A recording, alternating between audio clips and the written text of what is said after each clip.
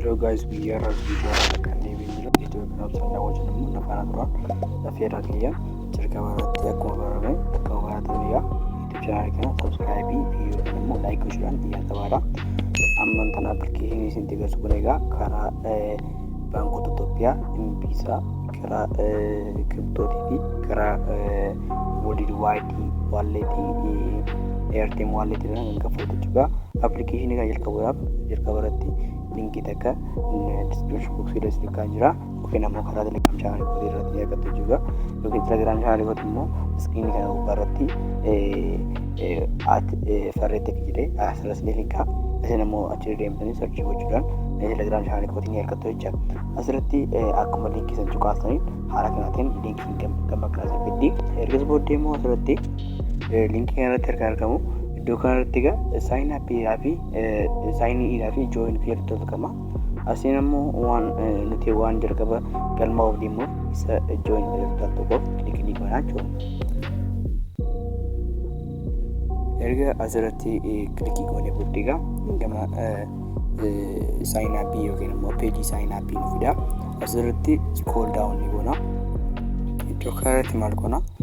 First name yookiin immoo user name asirratti ni goona. Username keenya lakkoofsa wajjin yookiin handles yookiin namoota akka lamsatti wajjin walitti maknee kan wanta godhachuudha kan username godhachuutti dandeenyu jechuudha. Asirratti username akkaataa kanaan ni gootu. San booda asirratti email ni gootu. Ergas booddee password asirratti immoo ni gootu jechuudha. Ergasii confirm password erga deebitanii password asirratti ni gootu. Ergas booddee maal gootu? Asirratti create account jedhu tokkoof kilikii ni goona jechuudha. Ergasii haala kanaatiin ni galmoofna. Yookaan ammoo karaa salphaadhaan asirratti scroll down gama scroll up ni goona yookaan ammoo gama olitti galtee ni argifna. Ergasii asirratti continue with Google jedhu tokkoof kilikii ni goona jechuudha. Kuni karaa qaxxitaa salphumatti jechuudha. Karaa Google keenya gallee akka email keenya yommuu filannutti kan nuuf sign up taasisu jechuudha. Password wanta username illee akkasuma nuuf ni fila jechuudha. Haaluma kanaan salphatti nuuf wanta godhuu danda'a. Amma isa continue with Google jedhu tokkoof kilikii ni godha. Isinis akkasuma filachuutii dandeessu jecha akkaataa kanaan. Amma erga cuqaasee booddee immoo emailii koo kan silkii kootii irratti fe'amanii jiran fakkeenyaaf kanan banadhee yeroo keessaa tokko irratti al tokkoof kilikii ni godha jechuudha. Korata tokkoof kilikii godha. San booda isinillee akkasumatti tokkotti ni filattu jechuudha. Yoo tokko baatan tokko irratti ni filatu. Yommuu baay'ee qabaatan keessaa tokko illee ni godhata jechuudha. Amma tokko nan filata. San booda sign up naa taasisa jechuudha.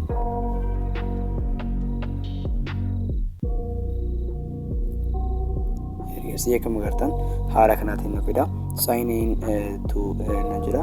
Fakkeenyaaf continue jedhu tokkoof kilikii ni godha jechuudha.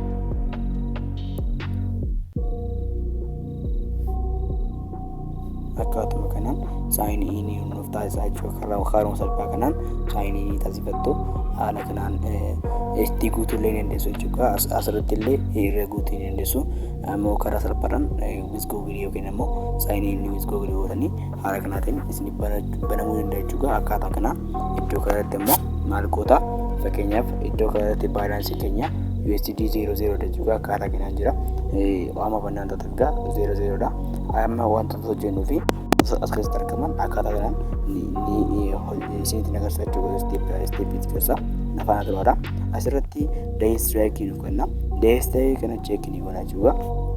Strike kana check ni goona. San booda immoo agartan nuuf day 1 jedhee nuuf check ni ta'a jechuudha. Akkaataa kanaan day 2 irratti immoo check illee ni gochuu ni dandeenya. Asirratti akkaataa kanaan nuuf fida jechuudha. Asirratti immoo erga akkaataa kanaan banannee booddee wanta hojjennuu fi wantoota as keessatti argaman guutummaan guutuutti isinitti agarsiisa jechuudha. Hanga withdraw-itti isinitti agarsiisa. Asirratti iddoo kanarratti isa meenuu jedhu tokkoof wantoota kanneentu argama jechuudha. Opshinoota kanneentu argama. Opshinoota kanneen keessaa hunda step yookiin ammoo one by one yookiin tokko tokkoon isitti kan agarsiisa jechuudha. Asirratti meenuu jedhu tokkoof kilikii goona. Menu keessatti tokko weetii kilikii goonu Meenuun kun egaa wanta jechuudha. Fakkeenyaaf isa walii gala hammatu jechuudha. Asirratti fakkeenyaaf riwaardii isii keessa walii galutti wantoota riwaardii ta'e nu kennamaa jechuudha. Asirratti fakkeenyaaf akkuma dhuftaniin isa piroofaayilii irratti al tokkoof kilikii goona. Piroofaayilii guutuun hin dirqama. Egaa piroofaayilii keessa ni galla jechuudha. Akkuma keessa galee wantoota as keessatti argamullee tokko ni ilaalla. Erga akkaataa kanaan dhufnee booddee egaa maal goona asirratti waan asirratti egaa seetiin keessatti egaa piroofaayilii infoormeeshinii jira. Infoormeeshinii piroofaayilii keenyaa asirratti ni goona jechuudha. Kuni fakkeenyaaf asirratti argamu keessaa egaa isa yuuzar neemii jechuudha. Yuuzar neemii yookiin immoo neemii keenya jechuudha asirratti kan argamu asirratti kanaan irra isiniif kaa'ee kanan jechuudha.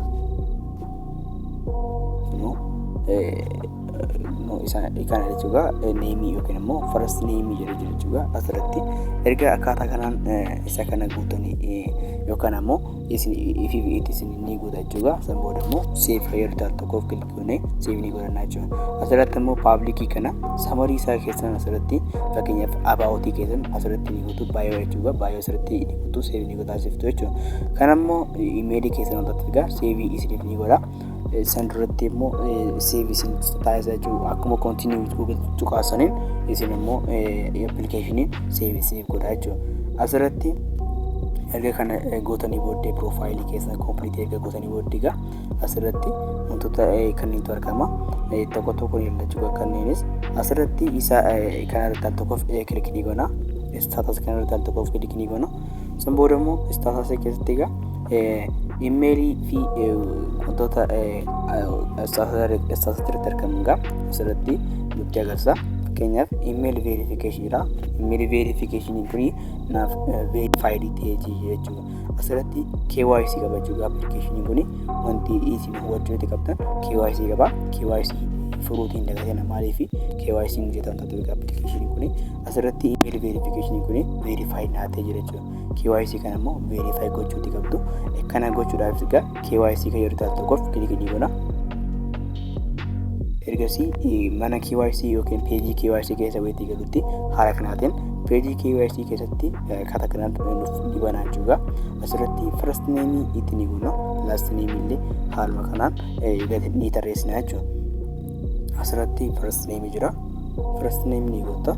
San booda last name jira. Last name akkuma national ID irratti argamuun akka national ID irratti argamu ni gootu.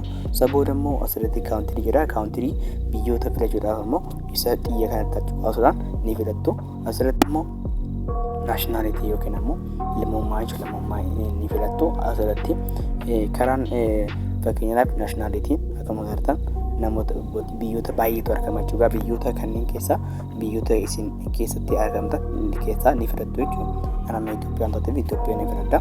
Haala kanaatiin birdeetii yookiin immoo deetii of birdii keessan asirratti ni guutuu akkuma naashinaal ID irratti argamu asirratti ni guutuu jechuudha. Asirratti erga guutanii booddee immoo adireessaa asirratti ni gaditu yookiin Addis Ababa ta'uu Naqamtee biyyoota magaalota baay'eetu argamatu asirratti ni guutu. San booda asirratti immoo ZP koodii yookiin poostaal koodii asirratti guutuu qofaadha. Asirratti immoo biyyoota selektii jira. Selektii dokumentii jira. Dokumentii keessan asirratti ni guutu jechuudha. Paaspoortii, diraayivar laayisensii fi naashinaal ID kaardiitu argama. Naashinaal ID yoo guutuu barbaadan naashinaal ID ni guutu. Paaspoortii yommuu guutuu barbaadan illee akkasuma ni guutu jechuudha. Asirratti immoo upload jira. Upload keessan asirratti fakkeenyaaf upload jechuun naashinaal ID ni kaaftu. Eegas booddee immoo asirratti upload ni taasiftu jechuudha. Footoosaa erga asirratti upload gootee booddee immoo asirratti saamiitii kan yeroo tokkoof kilikii gootee save ni taasiftu jechuudha. KYC keessan verified ni gootu. San booda immoo appilikeeshiniin akkuma agartan reward illee ni qaba. Wantoota tokkoon ilaalla. Wantoota kanneen tokkoon ilaalla jechuudha. Asirratti erga kana xumurtanii booddee immoo akkamitti hojjetan isinitti agarsiisa. Nafaana tura. Asirratti isa loobii jedhamu tokkoof mana peejii kana keessa ni galla. Peejii loobii keessa akkuma fakkeenyaaf peejii loobii keessatti illee hojjechuun ni danda'ama. Isa meenuu irratti tokkoof kilikii ni goona. San booda immoo asirratti maal goona? offeroota affiliate board namni baay'ee argama jechuudha. Asirratti isa reward keessa ni galla jechuudha. Mana reward keessa ni erga gallee booddee egaa sign up spin argama. Sign up spin kun egaa spin challenge jechuudha. Challenge kan kana dura kan namudha jechuudha. Go to spin jira. Spin ni goona. Spin erga cuqaafnee booddee egaa akkuma argan irratti al tokkoof click ni goona. Erga asirratti kilikii goonee booddee maal nu fida start jira. Start erga asirratti egaa spin ni goona.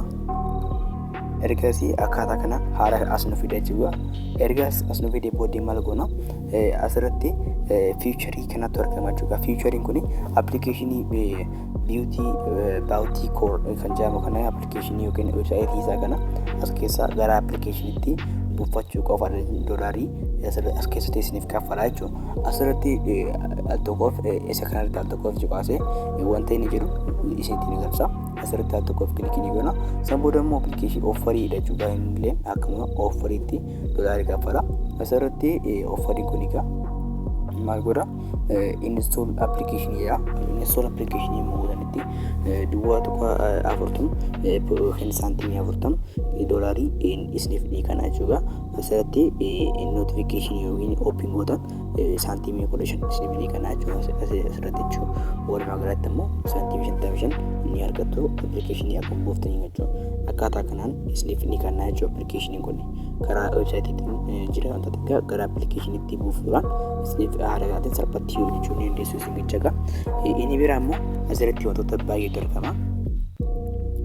Kan innis tokko tokkoon ni ilaalla jechuudha. Asii gaditti wantoota baay'ee argama. Fakkeenyaaf kunoo isa loogoo kana keessatti egaa baay'eetu argama.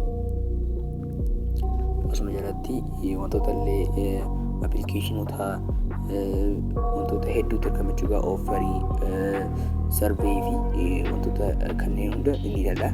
Fakkeenyaaf asirratti baawutii koodii akkuma jira qaba jedhee application buufuudhaan kan kaffaludha jechuudha. Baawutii koodii kun baawutii koodiin akkuma reefu jedhee application buufna. Asii jitti immoo wanna arsii wantoota baay'eetu argama jechuudha. Offeroonni kan geemota application buuftee kan level up yommuu kennamu level up yommuu jennu sadarkaa yommuu gurguddifatan sadarkaa keessa yommuu geemota taphatanii sadarkaa guddifatanitti akkuma sadarkaa guddifataniin maallaqni kan isiniif kaffalamu jechuudha. Yommuu amma achirratti al tokkoof kilik godhu gama kanatti complete profile jira. Profile keessa guutina jira. Asirratti profile kana dirqama guutuu qabdu maaliif boonusii isiniif kennama jechuudha. Profile kana akkuma agartan ani nan guutaa jechuudha. Asirratti profile koo yommuu guutetti doolaarii haga kana naaf ni kana jechuudha. Asirratti guutee isinitti agarsiisa.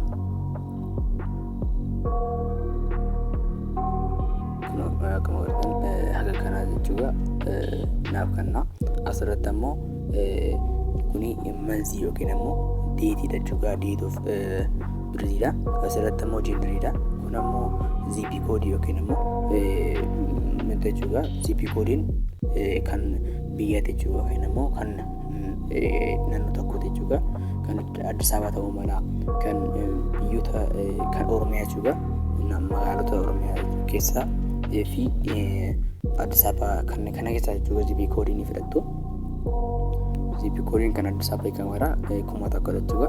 Kan Oromiyaa yoo jiraatan Oromiyaa keessa yoo jiraatan jechuudha. Duwwaa afur godhanii bira ni dabartu jechuudha. Asirratti ammaani bara inni fudhatta. Ani amma bara inni fudhatta jechuudha. As keessa bara tokko irratti kilikii godha jechuudha. Bara akka Awuroopaatti illee yookiin akka aappoonni banamanitti illee bara 1999 ta'eef isa kanaan fudhadha. Ergas booddee mojendarii illee meelii yoo taatan meelii gootu fiimeelii yoo taatan immoo fiimeelii ni gootu. Anamma meelii nan godha. San booda immoo zip koodii kiyya kan Oromiyaa jechuudha. Duwwaa godhee bira nan tara. San booda immoo complete nan godha jechuudha. Isa kana complete godhee cuqaasaa. San booda immoo profile kiyya guutumatti ni xumurama jechuudha. akkaataa kanaan kompiiliitee jira. San booda immoo refreshiin godha. Baalaansiin kiyya kan agartan duwwaarra jirti jechuudha. Duwwaarra jirti. Ammantaan ammoo gama duwwaa shanitti ni jijjiirama jechuudha. Waan kompiiliitii godhee fi jechuudha. Kun akkuma agartan jijjiiramaa jira. Refresh taatee jira jechuudha. Akkuma agartan jijjiiramee jira jechuudha.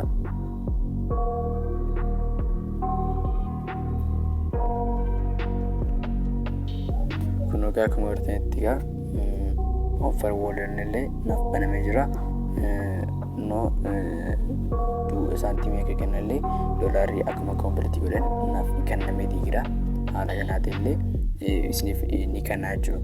Ergas booddee immoo offer waloota kanaa kan akka hojjennu isinitti agarsiisa. Anuma faana tura jechuudha. Asirratti doolaarri kiyya akkuma kompiiliitii godhan naaf kennamee jira jechuudha. Asii gaditti immoo offer waloota argaman isinitti agarsiisa. Offer waloonni kan jechuudha geemota ni buuftaa yookaan ammoo appilikeeshinii buusuudhaan doolaarii isiniif kenna jedha jechuudha. Asirratti isiniif hisaaba jechuudha kan isiniif kan hunda jechuudha. Asirratti isiniif baalaansii keessan asirratti aadee isiniif ta'a jechuudha. Appilikeeshinii akkuma geema taphattanii buuftanii level aappii yommuu gootanitti appilikeeshiniin kun sadarkaa sanarra yookaan ammoo levelii sanarra geessu jira. Levelii ni geessu. San booda immoo geema doolaariin keessan asirratti aadee isiniif ta'a. Akkaataa kanaan geema kanatti ni taphattu. Asirratti immoo tiraayarsi jedha. Tiraayarsi kun join ni godhatu. Asirratti aarsi fakkeenyaaf namoota irratti illee doolaarii hojjetan ni argatu jechuudha. Asirratti ni argama. Karaa biraatiin ammoo offarii kana keessatti tiraayaarsii fi wantoota garaagaraatu asirratti ni argamu. Fakkeenyaaf appilikeeshinoota buusuu jechuudha. Appilikeeshinii buustee taphattee geema taphattu jechuudha. Kan hojjeta jechuudha. Amma meenirratti al tokkoof kilikii goona. San booda immoo maal godha? Isa kan irratti isa afreetii irratti al tokkoof kilikii goona jechuudha. Isa afreetii irratti al tokkoof weetii kilikii goonu. Afreetii jechuun referaal linkii jechuudha. Referaal linkii keessan yommuu namootaaf hiriyoota keessaniif sheerii gootan doolaarii keessan kan walitti sassaabachuu dandeessan jechuudha. Fakkeenyaaf linkii keessan koppii ni gootu. Ergas booddee immoo hiriyoota keessan kan sooshaal miidiyaa irratti argaman asirratti ni affeertu jechuudha. Affeertanii san booda immoo doolaariin keessan immoo asirratti ni kennama. Ergasii doolaariin akkuma agartan asirratti duwwaadha. Asirratti immoo isiniif ni kennama jechuudha. Sanitti isiniif kennama. San booda immoo kileem naa uummatanii gama baalaansii gama gubbaa irratti adii godhachuu ni dandeessu. Haala kanaatiin ni taphattu jechuudha. Ergasii referaal linkii kana sheerii ni godhatu. Isa kana jechuudha steeppii lammaffaan jechuudha. Offer walii malee steeppii lammaffaa isa kanadha. Steeppiin tokkoffaadha. Appilikeeshinii isaa buusuu jechuudha. Appilikeeshinii isaa buusuudha. San booda appilikeeshinii buustee booddee offer waliidha. Ergasii steeppii sadaffaan immoo referaal linkii jechuudha. Inni biraa immoo riwaardisii keessatti 7 days streak jira. 7 days streak illee guyyaa torba jechuudha. Streakii kan guyyaan ni furtu. Streakii guyyaa kana nuti waan furra jirudha. 2 days streakii guyyaa lammataatti nuuf ceetii jechuudha. Guyyaa lammataa deemnee akka furuun nu gaafata.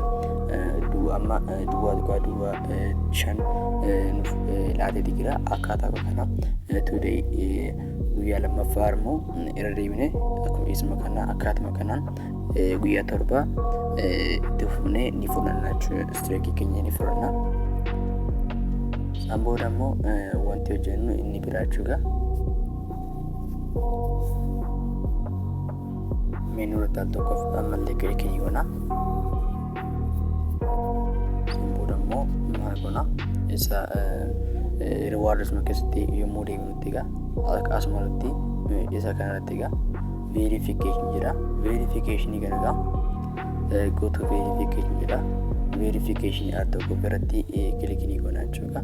Verification jechuun akkuma agartan fakkeenyaaf subscribe godhuu yookaan follow godhuu YouTube channel isaanii, Instagram isaanii, X isaanii, Discord isaanii kan hunda follow ni gootu. San booda immoo isin immoo maal isiniif taasisaa doolaarii isiniif ni kaffala jechuudha.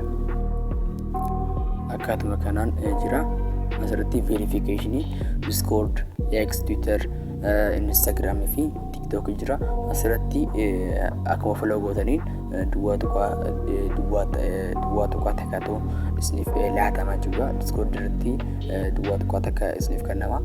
X, Twitter illee akkasuma duwwaa tokko takka jedha jechuudha. Karaa baay'een appilikeeshinii kuni akka itti hojjetan isiniif kaa'ee jira. Haaluma kanaatiin follow ni taasiftu. Isma kana goote jechuudha. Social media irra baay'ee wantoota baay'ee social media baay'ee fayyadamuun baay'ee gaariidha jechuudha. Maaliif appilikeeshinooti baay'eetu fayyadamu. Appilikeeshinii baay'eetu follow godhu jira. Haaluma kanaatiin social media illee fayyadamuun dagatinaa jechuudha. Asirratti follow ni taasiftu. San booda immoo doolaarii keessanis ni laatama. Asirratti addis ni ta'a. Karaa kanaa jechuudha. Karaan inni biraa keessatti argamu jechuudha. Asirratti cash out jechuudha. Cash out malee immoo isa chaatii illee argama. Chaatii jechuudha sappoortii jechuudha. Sappoortii fakkeenyaaf asirratti sappoortii jechuudha. Wanta asirratti isin dhibee yookiin offer walii isiniif argamu dide maal akka argamu dide asirratti ni gaafattu. Yommuu cash out isin godhu illee asirratti maal akka godhu dide sappoortii isaanii ni gaafattu jechuudha. Akkuma agartan asirratti gaafachuu ni dandeessu. Isin comment ni gootu jechuudha. Akkaatuma kanaan kana fakkaata chaatiin. Inni biraa immoo asirratti cash out irratti al tokko kilikii goona. Erga baalaansii keenya walitti qabannee booddee cash out irratti immoo kilikii goonu. Asirratti appilikeeshinii godhega karaa baankota Itoophiyaatiin illee deeggaramee jira jechuudha. Baankota Itoophiyaatiin illee deeggaramee jira. Karaa kiriptootiin illee karaa wallet wide yookiin immoo Airtel wallet appilikeeshinii Airtel wallet illee deeggaramee jira jechuudha. Appilikeeshiniin kun baay'ee mirti jechuudha. Kan immoo websaayitiin tun baay'ee beektaa jechuudha. Asirratti MPS irratti illee baafachuu ni dandeessu. Baankota Itoophiyaa illee baafachuu ni dandeessu jechuudha. Karaa kana jechuudha. Asirratti KYC verification record jedhaga. Record kana maal gootu asirratti wanta kana egaa KYC kana furuutti qabdu jechuudha. Ni gaafata wanta tigaa verification record jedha. KYC kana ni gaafata jechuudha. Akkaatuma kanaan erga guutanii booddee immoo as deebisanii baafachuu ni dandeessu. Argooti illee ni dandeessu jechuudha. Doolaarii akkamitti akka jijjiiramu asirratti illee ni argamuu dandeessu. Doolaarii 3,400 fi wayii akka jijjiiramu karaa MPS jalatti illee ni argamu. Ni argite jechuudha. Karaa baankii tiraansferiitti illee ni arguu dandeessu. Karaa kiriptootii illee populaarii karaa bitcoinii karaa teezerii kana illee KYC gaafata. Appilikeeshinii kun jechuudha KYC dhaan gaafata jechuudha. KYC kana yommuu xumurtanii beekaa kan kaffaludha jechuudha. Appilikeeshiniin kun kaffaluutii danda'a. Akkamitti guutan immoo KYC yeroo jalqabaatti illee isin agarsiisan ture. Gama piroofaayilii ni galla. Waaletii keenya seetii gochuudha jechuun maantana waaletii keenya seetii godhanna. Amma asirratti isa kaarratti egaa isa waaletii irratti al tokko kilikii ni goona. KYC kana asiin mana KYC keessa galtanii ni furtu. Akkuma jalqaba isin jedha jechuudha. Asirratti KYC haaluma kanaatiin asirratti jira. Kana ni furtu jechuudha. Erga furtanii booddee immoo rikoordii isin hin gaafatu jechuudha. Akkaataa isaanii erga guutanii erga akkaatuma kanaan akkaataa isin gaafatuun erga guutanii booddee jechuudha. Ergas booddee immoo asirratti waaletiidha. Waaletii kan irratti tokkoof kilikii ni goona. Waaletii immoo kilikii goonugaa gama kanatti maal nu fida? Waaletiin fakkeenyaaf seetii godhachuu yookiin immoo maal irratti akka baafachuu barbaannu seetii godhachuu jechuudha. Asirratti isa kanarratti fakkeenyaaf MPS jedha. MPS kanarratti seetii godhachuu barbaanne MPS irratti tokko kilikii ni goona jechuudha. Karaa kiriptootii fi karaa PayPal karaa appilikeeshinii kun karaa baankota tiraansferiitiin baay'ee akka bareeda jechuudha. Akkaataa kanaan jira. Asirratti mippiisaa lakkoofsa mippiisaa keessanii asirratti ni galchitu. San booda immoo saameetii ni godhatu jechuudha. Konfirmii yookiin saameetii ni godhatu. Irras booda immoo aadii ergaa asirratti taasiftanii booddee seetii isiniif ni ta'a jechuudha. Karaa baankii tiraansfarii illee ni jira. Baankii tiraansfariin immoo asirratti waliin ala. Baankii tiraansfarii al tokkoof irratti al tokkoof kilikii goona jechuudha. Baankii tiraansfarii irratti al tokkoof kilikii goona. Baankii tiraansfariin karaa lamaan jira jechuudha. Inni lachuu illee tokkuma asirratti akaawuntii nambarii isaa asirratti ni goonu. San booda asirratti select jira. Opereeshinii kana optionii kana select ni godhanna jechuudha. Fakkeenyaaf Awaash Bank ni jira, Commercial Bank ni jira, Awaash Bank, Dashin Bank, Bank of Abyssinia, United Bank, NIB International Bank, Corporate wantoota baankonni Itoophiyaa baay'eetu as keessatti argama jechuudha. Awaash Bank hanga gaditti illee baankotuma Itoophiyaa jechuudha. Karaa kananiin deeggaramee jira. Haala kanaatiin illee appilikeeshiniin kun baay'ee bareedaadha jechuudha. Haala kanaatiin jira. Baafachuutiin dandeessu isin gichaga. Amma karaa kanaan illee karaa baankota Itoophiyaatiin isa kana fakkaata jechuudha. Inni biraatiin immoo karaa baankii dhennoo wal fakkaata jechuudha. Kunillee akkuma kaaniitii wal fakkaataadha. Commercial Bank ni jira. Akkuma kaaniitii illee bank akaawuntii asirratti argama jechuudha. Asirratti karaa Airtime jechuudha. Emailii Airtime wallet keessanii asirratti galchuu barbaaddan karaa Airtime walletidhaan asirratti baafachuuti ni dandeessu yookiin seetii godhachuuti ni dandeessu jechuudha. Wallet keessan asirratti seetii ni godhattu jechuudha. Ergasii immoo karaa PayPal illee ni argama jechuudha. Appilikeeshinii isa kana fakkaata jechuudha. Appilikeeshiniin kun isa kanadha jechuudha. Bounty Call kan jedhamu appilikeeshinii isa kanadha. Isa kana fakkaata appilikeeshinii kana baay'ee takka bareedaa jechuudha. Itti fayyadamaa isin jechuudha. Appilikeeshinii kana itti fayyadamaadha. Baay'ee takka nama ajaa'iba jechuudha. Baay'ee takka bareedaadha. Kan baankota Itoophiyaatiin deeggaramedha jechuudha. Kana fakkaata appilikeeshiniin viidiyoo biraatiin isiniif nan deebi'a. Coming soon gochaatiin jira jechuudha. Viidiyoo biraatiin walitti deebina. YouTube channel kana hordofaa, subscribe godhaa, video kana like godhaa. Bye bye.